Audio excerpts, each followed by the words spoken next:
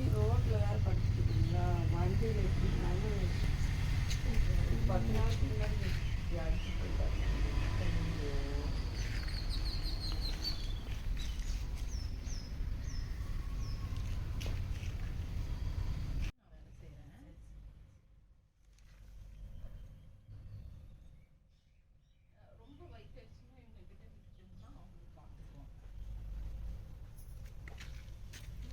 ஏம்மா சரி உட்காந்துக்கோ.